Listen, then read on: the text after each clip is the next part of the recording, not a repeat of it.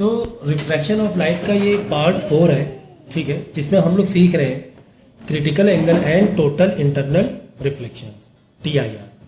देखो ये जो बिहेवियर है लाइट का, ये बिहेवियर कब होता है? जब लाइट डेंसर मीडियम से रेयर मीडियम पास होती है। हाँ, ये बिहेवियर कब होगा? कब होगा बोलो जरा। जब लाइट डेंसर मीडियम से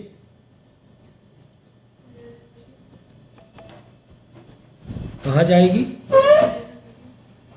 रेयर मीडियम में जाएगी। ठीक है सर, तो ये ध्यान रखना, डेंसर से रेयर की बात हो रही है, डेंसर से रेयर की बात हो रही है, ठीक है।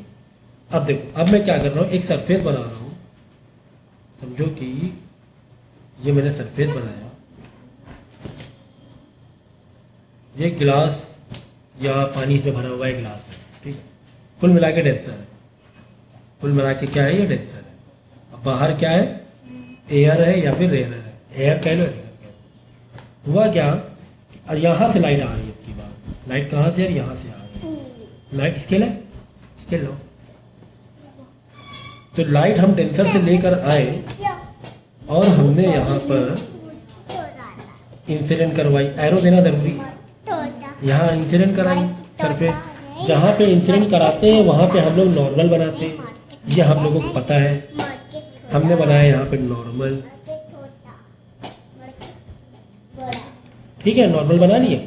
अब बताओ, लाइट जब बाहर यानी एयर या रेयर में जाएगी तो टुवार्ड्स नॉर्मल जाएगी, ऐसे होगी कि ऐसे होगी? अवे फ्रॉम नॉर्मल, अवे होगी, यानी लाइट थोड़ी ऐसे होने की कोशिश करेगी। तो लाइट अब ऐसे हो जाएगी, थोड़ा सा अवे करते हैं, है ना।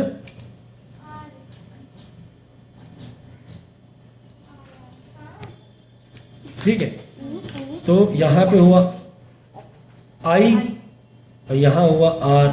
चलो अच्छा, ठीक है। लाइट हमने क्या की थी? यहाँ से इंसिडेंट कराई थी ना, छोटा सा I था। I को थोड़ा बड़ा कर रहे हैं हम, I को थोड़ा बड़ा करें, थोड़ा और यहाँ से हम लाइट को फेंकें, थोड़ा लाइट और यहाँ से फेंकें। हमने लाइट यहाँ से थोड़ा फेंकी, एंगल बढ़ा के। इतना बढ़ा दे, इतना बढ़ा दे, इतना बढ़ाया, ठीक है, ये हुआ। अब देखो, लाइट ऐसे जानी चाहिए थी लेकिन ऐसे नहीं जाएगी। क्यों? बाहर क्या है? रेयर है, तो डेफिनेटली अवे फ्रॉम नॉर्मल होगा। तो ये ऐसे अवे फ्रॉम नॉर्मल होगा, तो ये ऐसे हो जाएगी, है ना, क्योंकि ये इधर से हटी तो और इधर फैलेगी और अवे फ्रॉम नॉर्मल होगी, ऐसे चली जाएगी। ठीक है, चलो, ये वाला आई थोड़ा और बड़ा हुआ, है ना। ये आई छोटा था, ये आई और हमने बड़ा किया, एंगल आई। ओके, फिर हमने क्या किया? हम खेल कर रहे हैं। हम क्या कर रहे हैं? खेल कर रहे हैं, हमें मज़ा आ रही है। हमने क्या किया? लाइट को और बेंड मारा, लाइट को हमने और बेंड मारा, लाइट को हमने यहाँ से बेंड मारा, ये बेंड मारा इतना, यानी कि अब की बार आई कितना? इतना आई कितना? इतना आई। तो हुआ क्या? ये इतनी फैल गई, जाना ऐसे चाहिए था, अब ऐसे ना जाके अवे फ्रॉम नॉर्मल और इधर फैलेगी।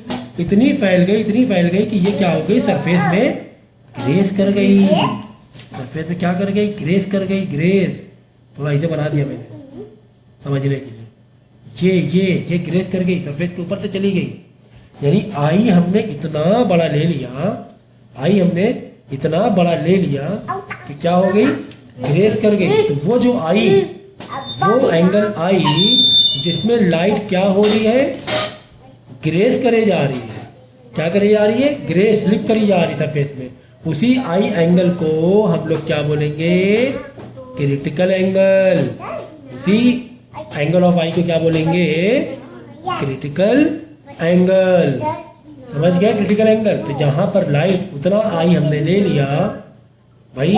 पहले आई कितना था? पहले आई था 15 डिग्री, ग्रेस हो रहा था? नहीं हो रहा था, रिफ्रैक्ट हो रहा था। चलो अच्छा, फिर आई हमने कितना लिया? थोड़ा सा और बड़ा किया, हमने ले लिया 30 डिग्री, ग्रेस हुआ था? नहीं सर, रिफ्रैक्ट हुआ था, रेड वाला रिफ्रैक्ट ही हुआ था। चलो अच्छा, फिर हमने आई ले लिया लगभग 42 डिग्री, तब क्या हुआ? ग्रेस कर गया।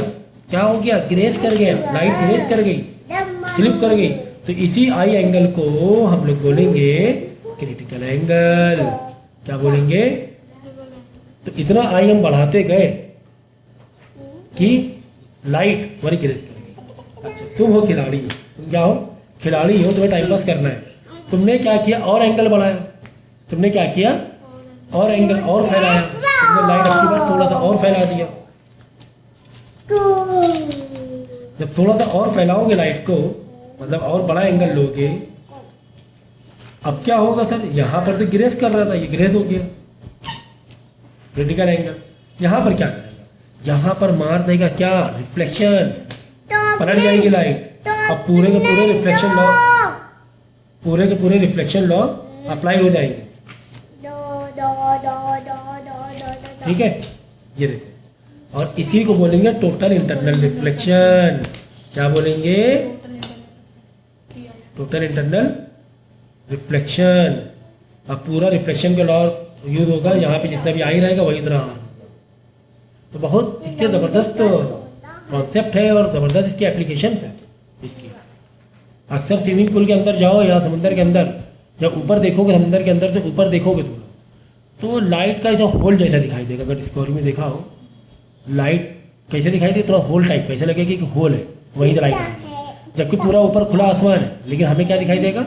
होल टाइप का। क्यों होल टाइप का? क्योंकि तुम्हें इतने वाले रीजन में, क्योंकि लाइट रिफ्रैक्ट कर रही है, तो बाहर जा रही नजरें, रिफ्रैक्ट कर रही है, तो इतने रीजन में तो तुम्हें लाइट दिख रही है।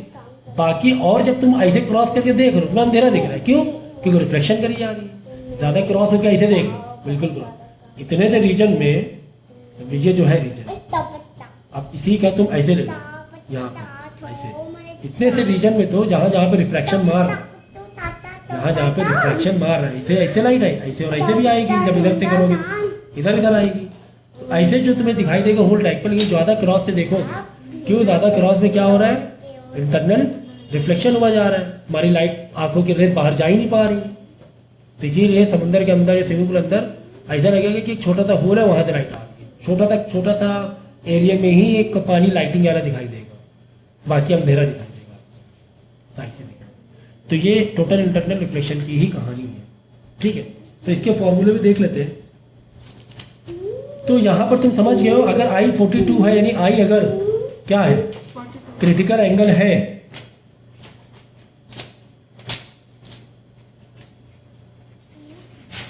सो एंगल आर कितना हो जाएगा? 90 डिग्री हो जाएगा। हाँ ना भाई, देखो ना, ग्रेस हुआ है। नॉर्मल, ये नॉर्मल है, ये तुम्हारी लाइट ग्रेस की, ग्रेस मतलब लाइट बाहर गई तो ग्रेस कर गई, रिफ्रैक्टेड लाइट। तो ये रिफ्रैक्टेड रे है, उसके बीच में और नॉर्मल से कितना एंगल बन गया? 90 डिग्री। तो एंगल ये क्या हो जाएगा? 90 हो जाएगा। आर क्या हो जाएगा? क्रिटिकल एंगल जो भी है, आर तुम्हारा 90 डिग्री हो जाएगा। तो यहाँ से आप तुम्हारा एक फॉर्मूला है, देखो, रिफ्रेक्टिव इंडेक्स ऑफ ग्लास, यहाँ पर एयर दे दो, with respect to glass is equal to sine C by sine 90 degree, sine I by sine R, sine I by C मतलब क्या? आई तो है क्रिटिकल एंगल, ये क्या? आई तो है, sine I by sine R. अब सर यहाँ एयर आपने उल्टा क्यों किया? हम लोग तो गिलास आगे एयर पीछे रखते थे, आप उल्टा ही तो कर रहे हैं। हम लोग एयर में जा रहे हैं ना, अब तो हम लोग डेंसर दे रहे हैं, एयर में जा रहे हैं। तो sine I by sine R, sine 90 की वैल्यू क्या होती है? 1 होती है। साइन 90 की वैल्यू क्या होती है? 1 होती है। तो sorry, air is equal to sine C by 1, नीचे 1 लिखने की जरूरत नहीं है, तो ये आ गया पूरा। Critical angle is equal to refractive index और फिर विद रिस्पेक्ट ऑफ ग्लास। अगर ग्लास क्या निकालना है सर? रिफ्रेक्टिव इंडेक्स, तो उल्टा कर दो, refractive index glass with respect to air, तो ये साइन सी, तो 1 अपॉन साइन सी हो जाएगा। क्या हो जाएगा? यहाँ रेसिप्रोकल किया तुमने, तो यहाँ भी रेसिप्रोकल कर दो, 1 अपॉन साइन सी। अगर refractive index of glass with respect of air निकालना, तो फॉर्मूला क्या बन जाएगा? 1 अपॉन साइन सी। बाकी एयर का तो हमें पता ही रहता है ना, एयर का रिफ्रेक्टिव इंडेक्स तो हमें मालूम ही रहता है। विद रिस्पेक्ट ग्लास की बात हो रही थी, हमें ग्लास का नहीं मालूम है, तो हमने इसको रेसिप्रोकल किया, पलटा क्या? Refractive index glass with respect of air, तो साइन सी का 1 अपॉन साइन सी का। कुल मिला के ये फॉर्मूला है रिफ्रेक्टिव इंडेक्स का। एक और फॉर्मूला आ गया 1 अपॉन साइन, या फिर हम कह सकते हैं साइन सी निकालना है। अगर तुम्हें रिफ्रेक्टिव इंडेक्स पता है किसी का, तो साइन सी तुम्हारा निकल जाएगा। जैसे किसी ग्लास का रिफ्रेक्टिव इंडेक्स है 2 और उसका क्रिटिकल एंगल निकालना है, किसी ग्लास का रिफ्रेक्टिव इंडेक्स क्या है? 2 है, और तुम्हें क्या निकालना है?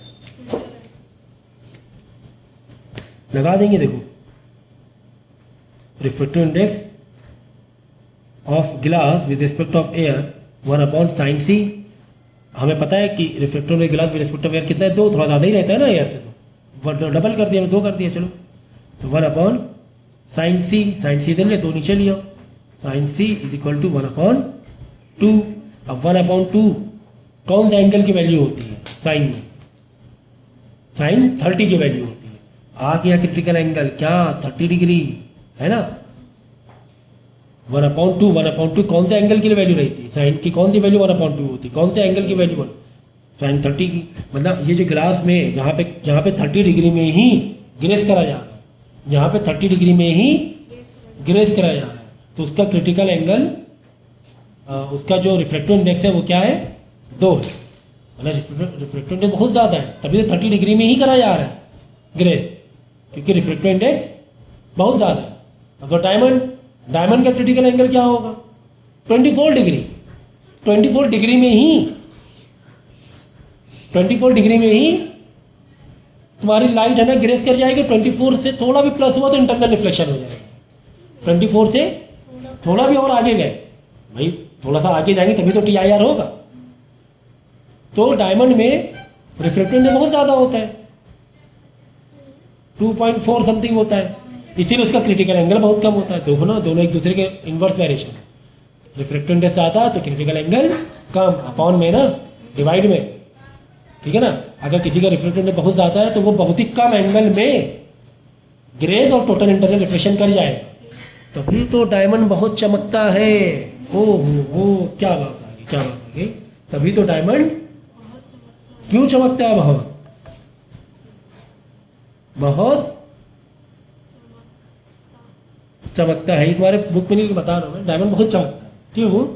क्योंकि इसमें टोटल इंटरनल रिफ्लेक्शन बहुत होता है, TIR बहुत हो जाता है। क्यों TIR बहुत हो जाता है? TIR इसलिए बहुत हो जाता है क्योंकि उसका रिफ्रैक्टिव इंडेक्स बहुत ज़्यादा है, 2.4 समथिंग है।